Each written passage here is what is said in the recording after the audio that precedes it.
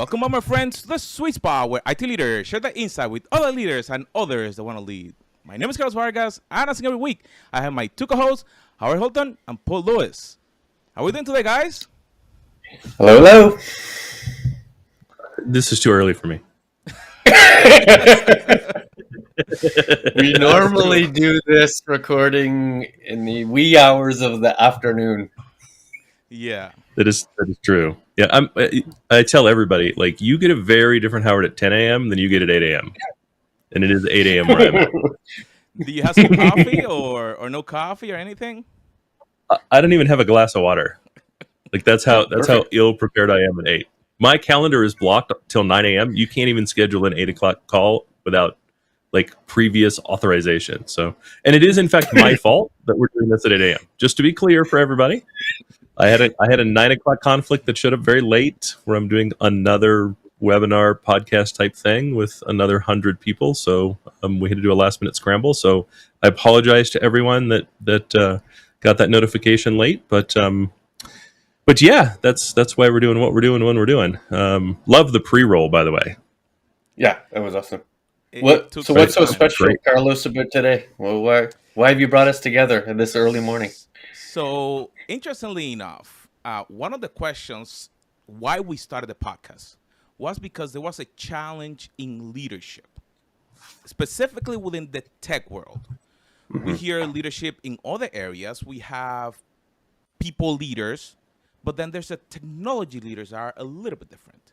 So I think that is the topic that we want to address today to say, okay, is it the same thing? Or is there a difference in how we lead within the tech world or with people?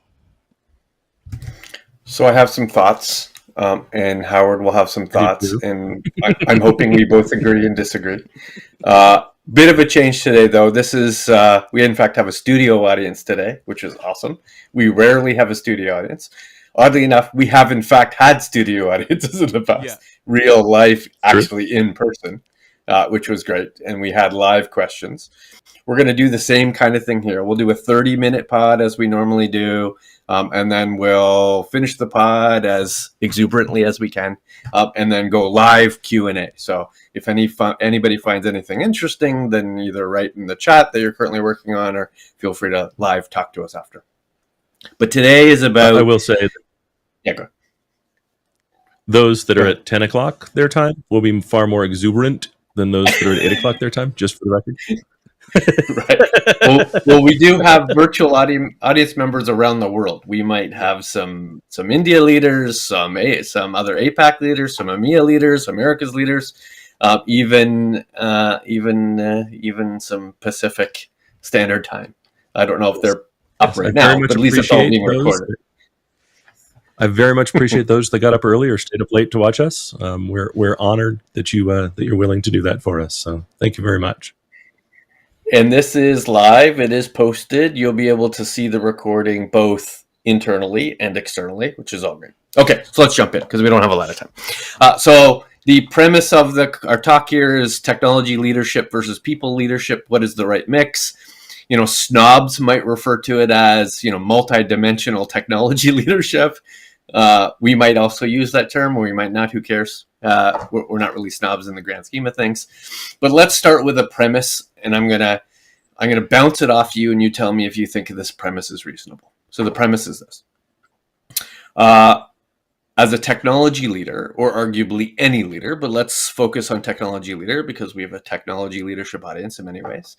I need my team to hold two thoughts at once. Right? Thought number one, that we are the same. And you can define that in many different ways, but let's say from a technology leader, we are the same means we are technologists, are both of us. We're experiencing lifelong education and learning. We want to know and learn new interesting things all the time.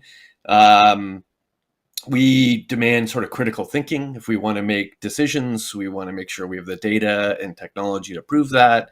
I want to know as much as I can. I might even have a tad bit of absolutism in terms of technology decision making. So we are the same. But at the same time, we want our teams to know that we're different, right? And the difference might be in terms of context. We think of other business contexts. We participate more with our peers, so we have an appreciation of the peers' context of decision making.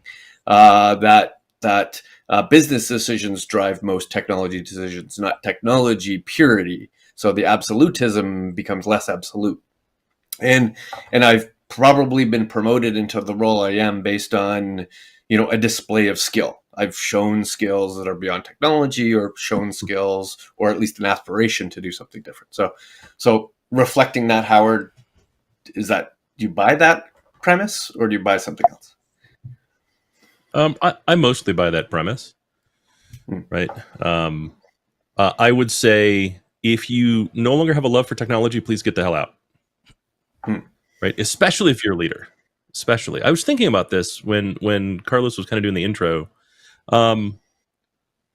Most COOs came from the business. Most that I'm aware of came from the business. VPs of operations came from the business, right? Finance, and I apologize for all of you that are finance. I actually think you're alien, so I'm not sure why you get into finance, but that's because I don't understand the appeal. But like we need you, we love you. It's great. But you still note that finance, HR, marketing, they're all in the room. So feel free to offend all or none. All or none. Okay. I'm sure I'll offend some. I apologize for offending you, but only kind of. It's just who I am. Like almost every other business unit, you come up through the ranks of that business unit. But it seems like IT, there's a lot of IT leadership that has no IT experience whatsoever. And I kind of find it weird, right? It's also part of the breakdown and part of the like continuous IT attitude where engineers and sysadmins don't respect their leaders because of that lack of experience, that lack of ever being in the trenches, that lack of ever understanding how this stuff works, and an appreciation for sometimes effort that feels effortless. And there's a lot of IT leaders that lack that desire to continually learn, to constantly, the constant discovery that comes along with what is arguably the fastest changing space in the world.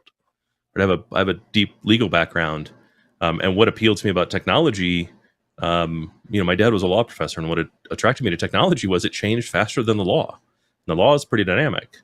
You could argue that medicine is the only thing that remotely keeps pace. There's constant and continual medical discoveries that are important that you need to keep up on.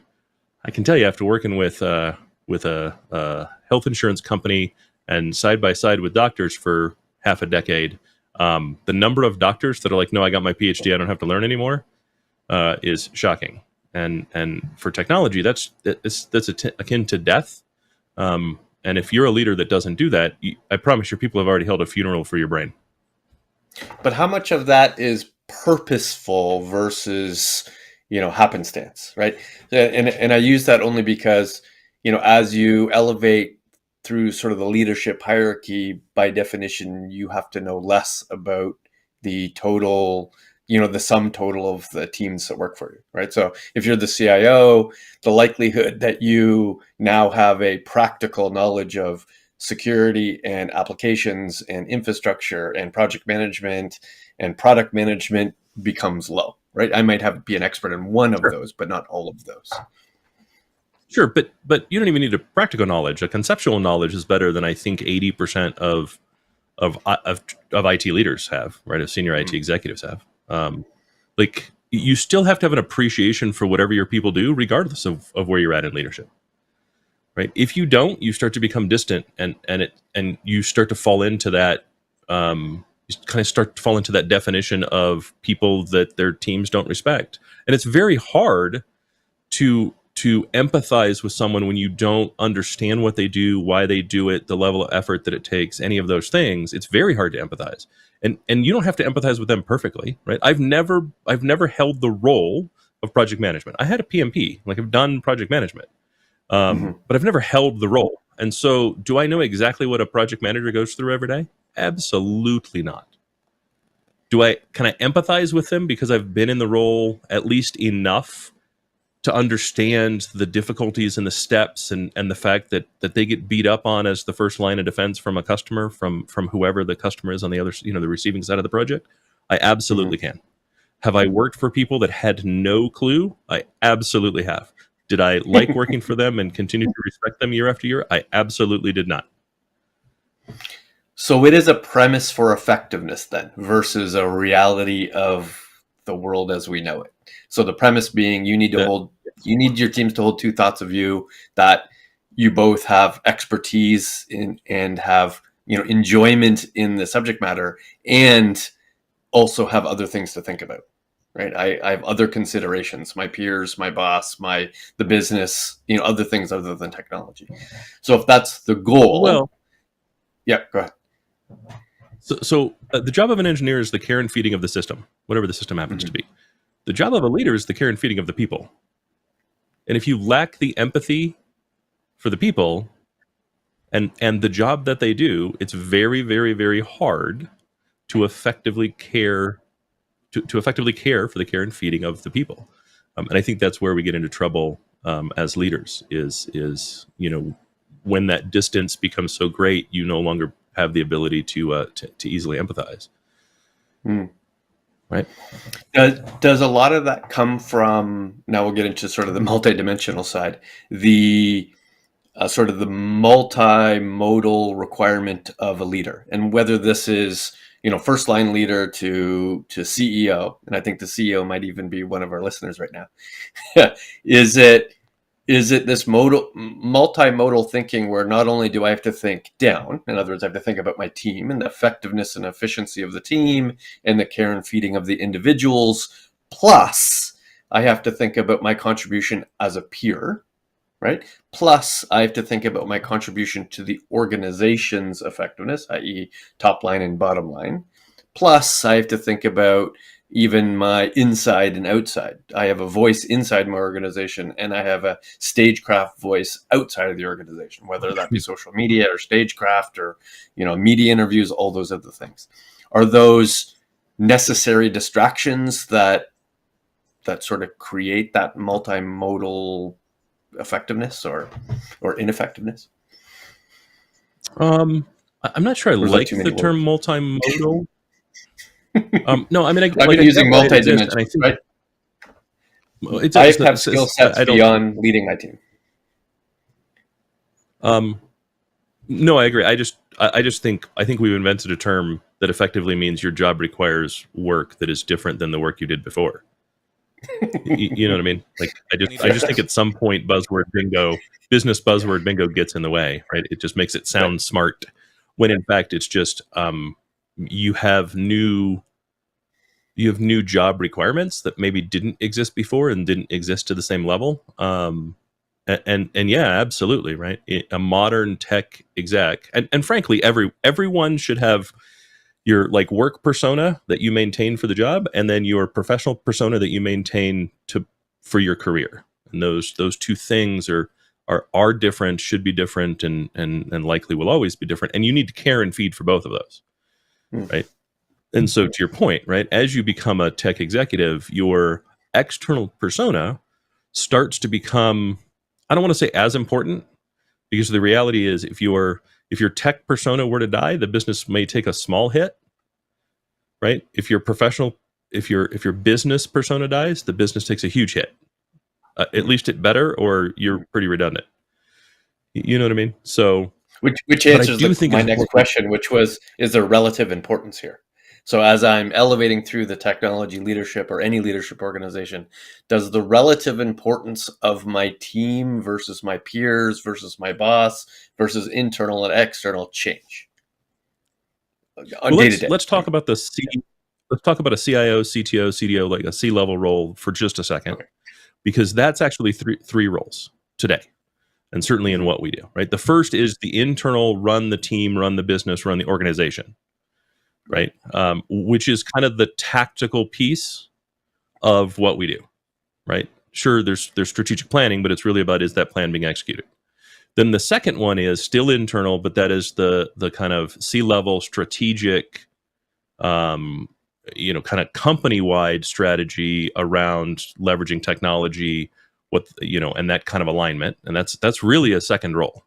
And I say that because you could be really good at the first role, not so good at the second role, and still have the CTO title or the CIO title. And there's plenty of people who do that effectively, especially at large organizations. And then the third is that external role, right? And so you kind of have three roles that you need to do. If we remove the third one, because not everyone does that, not every CIO and CTO is on stage or speaks externally or maintains much of an external presence, and just look at the first two, I think where a lot of leaders get into trouble is they don't properly feed those two roles, and they don't properly find a balance between those two roles, right? In some cases, they're extremely kind of strategic, and they're very, very top down, right? They don't lead from the front. And that doesn't mean sitting at a keyboard, right? That means under that level of empathy and understanding with what all of your people do, so they feel like you represent them, and instead you represent the business. And that's kind of the level of strategy, right? When I'm thinking strategically, I'm representing the business as a whole. I'm representing the needs of the company, and I'm designing the goals, features, functions, purpose, strategy, and execution of the organization. And if I spend too much time there, I turn my people away. On the other hand, if I spend too much time on the pure execution and too much time kind of at the individual person level, then I turn the business away from technology, right? And we start to become one of those things that never quite delivers what the business needs, doesn't really do it timely. And you can see that reflected in, holy crap, we have a lot of shadow IT. And then the third is if I spend too much time on the external stuff, the stuff that frankly is better for me than it is the business, right? That's probably 60% good for me and 40% good for the business. And I spend too much time there, then I'm the absentee landlord. This has been my biggest pushback against. This has been my biggest pushback against Gartner's bimodal IT philosophy, right? Is that you as an IT leader need to have both the have two different styles of work, we'll call it, right? You need to have the style that focuses on predictability, keeping the lights on, red, green, yellow projects, blinking lights in the data center, and a style that focuses on exploration. And I don't know what the percentage mix they're sort of suggesting, but they keep suggesting that it's either you have to make a decision that everybody has to be like that, or it's not philosophically possible to be mostly one of those things. And I think it's philosophically possible, and this is where you may disagree with me, to be just one of those things and create a team under you or with you that fills in the gaps of the other things. So I would be okay that a leader is mostly focused on exploration while they have a second in command or a chief of staff that's focused mostly on predictability. Do you buy that, or would you prefer a healthy mix of both? I mean, I think just like it's kind of Schrodinger's cat, right? The act of observation changes the very thing being observed. The act of being cognizant enough to set up that team is also kind of being bimodal, even if the bimodal is 90-10. Fair enough. Yeah, I'm just thinking the individual day to day. Like if I take myself, I lack almost entirely predictability, right? I lack day-to-day operational IT thoughts and concerns, and therefore I have a team of people and leaders in that team that focus on the amazing work it takes to keep the data center running, right? Well, I don't do that. But if I didn't invest in that team and that leadership and that style, then I would have to spend more time in that world. No, I think there's a difference between, I don't spend a lot of time thinking about my website saying online. Right. I don't invest a lot of my time and energy there. However, I do invest the time and energy in, do I have the right people? Do they understand what they're doing? Do they have the tools they need? Have I given them what they need to succeed? I think there's a big difference between those two things. Right. I think senior executive leaders get into trouble when they spend too much time worrying about the website being online. Right, especially if you either are removed from the keyboard, you have the skills but you're removed from the keyboard, or you don't have the skills and knowledge, right? Because it tends to make you a little too much of a micromanager. You know what I mean? You're constantly looking for feedback that you need to get somewhere, and so that tends to put load on your people. but I think I don't think there's anything wrong with saying I've put the right people in place. I trust my people to do what they're doing, and all I ask for is feedback on have I given you everything you need to succeed, and what can I give you that'll make your success easier. I think that's different than, I think those are two kind of different things, right? And I think one is far healthier than the other. And frankly, I think the easiest thing to do is figure out ways to do 360s, figure out ways to do reverse reviews, right? Make sure that you're getting feedback from your people, and do what you can to collect it anonymously, right? People don't like to tell their boss they're doing a bad job, that the boss is doing a bad job, right? But see if you can figure out a way to do that. Talk to your HR partner and say, hey, can you do a 360 review involving my team and give me some anonymous feedback? I think just the act of doing that and being genuine about it is a step in the right direction, right? It continues to connect you to your people. And I think that's the important part. I don't think being involved in the day-to-day is the important part as much as it is having empathy for what it takes to be involved with the day-to-day. That's the important part. Well, everybody's involved day-to-day. The question is, what are they doing? No, their day-to-day. Their day-to-day, right? It's your people's day-to-day, right? Yeah. Having empathy for the people that work for you. Keeping in mind, right, that without us, they're still going to get the day-to-day done. Right? If you eliminated executive leadership completely, the day-to-day will still get done. It may not get done in a cohesive way where everybody's working together towards the same goal. Fine. Right. It may not be the most efficient. But within IT, I guarantee every single system will stay online if you get rid of executive leadership. Every single thing that's online today will stay online. Correct. Yeah, the toilet paper will still get to the stores. Correct. Correct. All right, so let's shift slightly. Far more than they need us, right? Okay. Fair enough. Let's shift slightly to style, because we dipped on a little bit with the bimodal style, or at least the styles of work.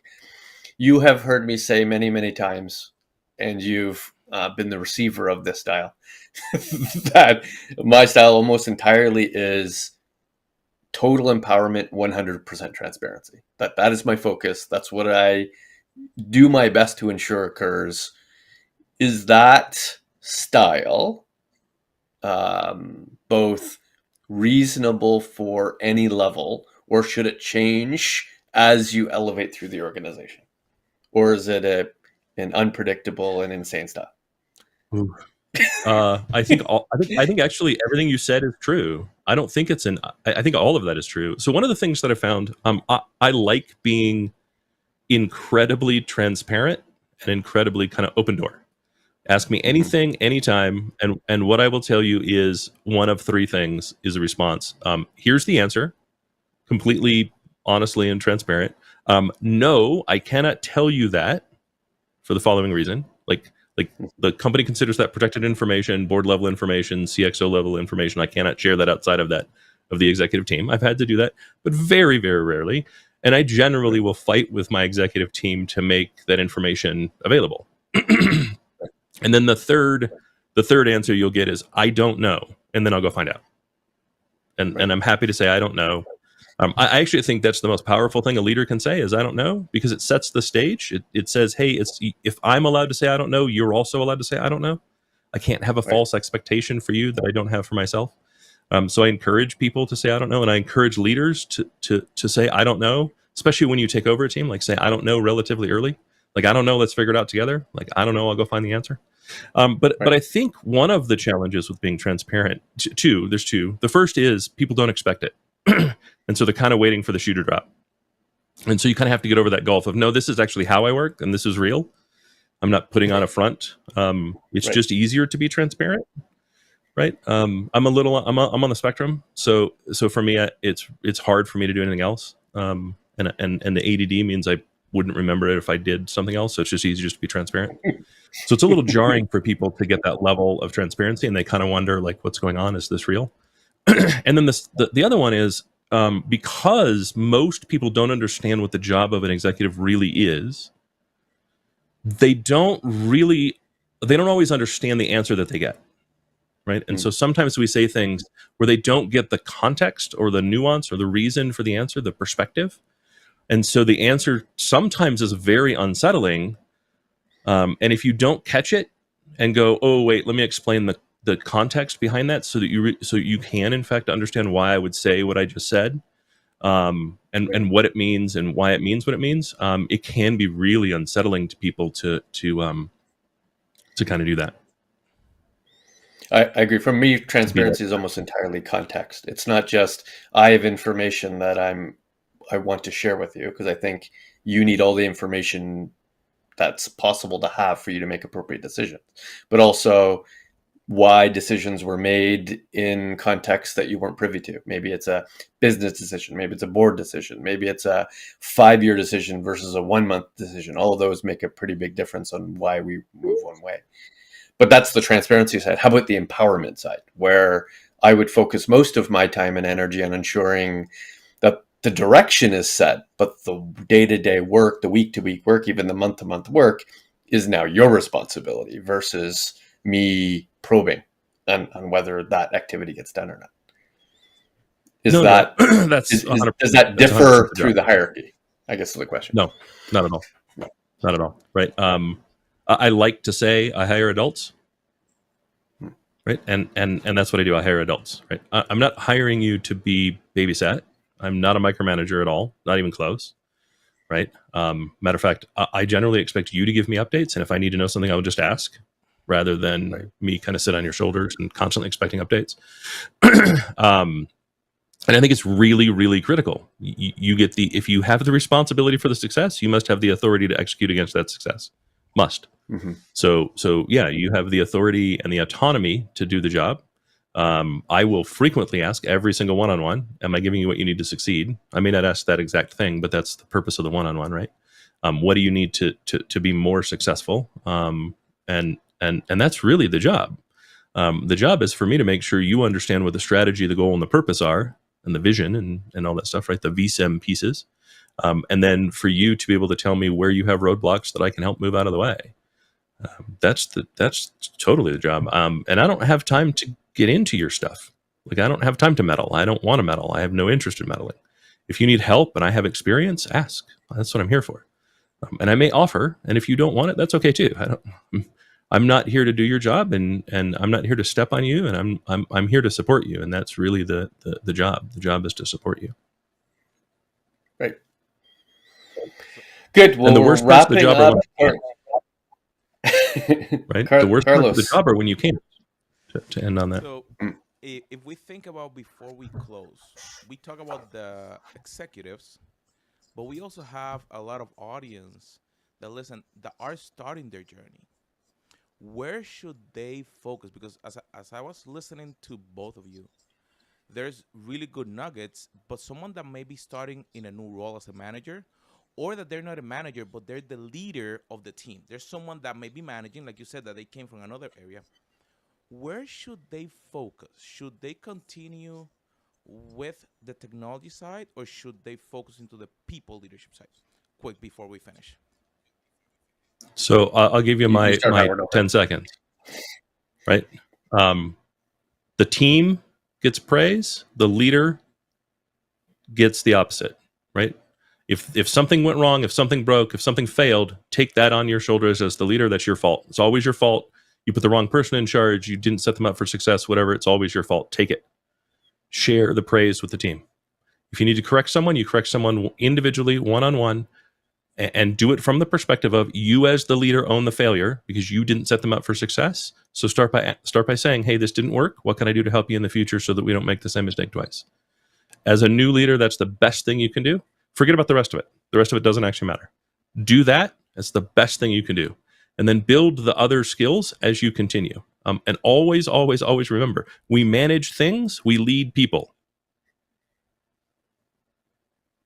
Yep. And my closing advice would be rethinking what first team looks like when you become a new manager, right? So when you become a new manager, a new director, a new VP, new CXO, rethinking about who your first team might be. In other words, people who report to you, or people who are your peers, or people who you report to, or people that are outside the organization. That changes as you elevate. So really think about the percentage of time you should spend with your peers as a CIO versus the manager of SRE. Cool. So there you have it, my friends. take the time to get all those nuggets. Sometimes you're gonna lead people, but the technology gonna help you to understand it, but not just focus just on the technology that you forget the people. So make sure that you share, you subscribe, and we'll see you on our next episode.